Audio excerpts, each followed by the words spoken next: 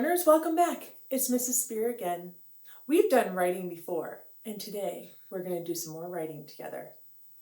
We've been thinking about what we notice about the daytime and the nighttime sky, and so we're going to have a chance to think about this science topic and write our own stories about a time when the daytime or nighttime sky is important in the story.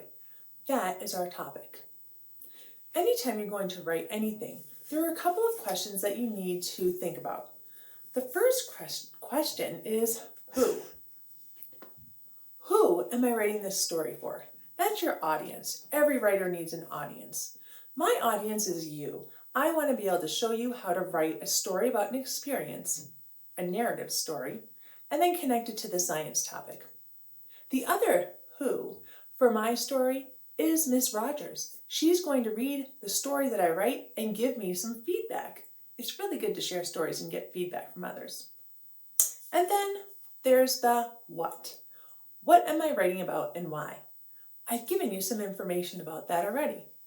I want to be able to tell you and show you how you can write a narrative story.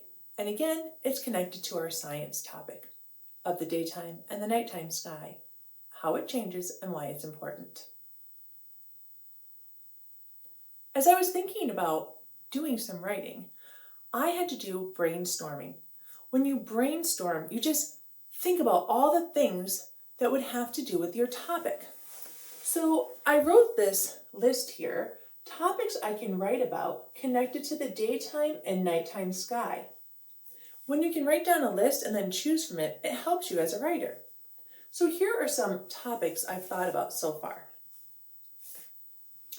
The first topic I thought about was a time when I was in Mount Pleasant, Michigan with my kids, and the sky was like, okay, and then all of a sudden it got really dark and there was a downpour, just tons and tons of rain coming down.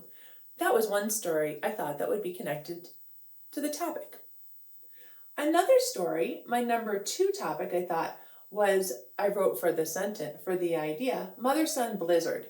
I went to a dance with my son, and when we left, there was a blizzard outside. We couldn't even see anything. It was crazy. The snow was just falling so hard and so fast. Another time was thinking about a sunrise that I saw at the cabin. I love being at a cabin that we go to up in the Upper Peninsula in Rudyard and watching the sunrise. It's a really beautiful experience of the daytime sky. When I was little, my mom would always talk about cows laying in a field. And she said, when you see cows laying in a field, that's going to mean rain. So I was thinking, like, maybe I could write a story about that. We'll see.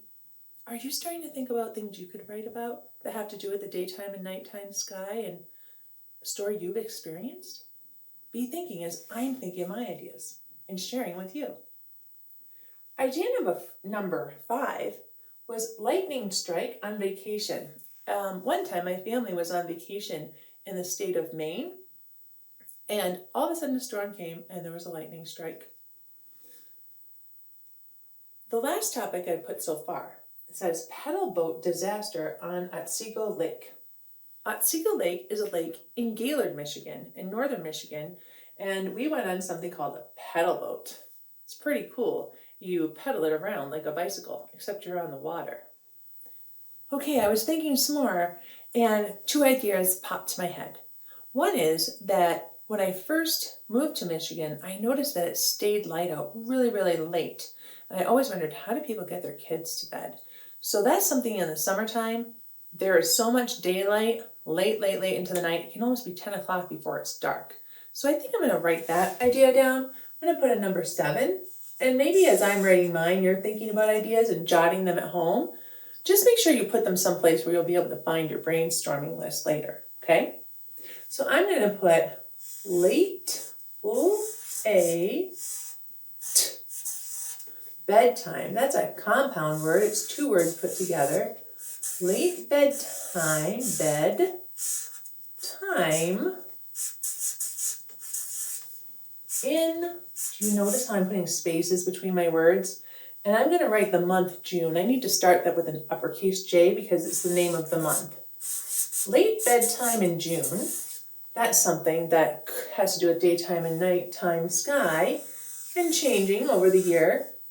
And the other thing I thought about was a special day that my family had at Otsego Lake State Park.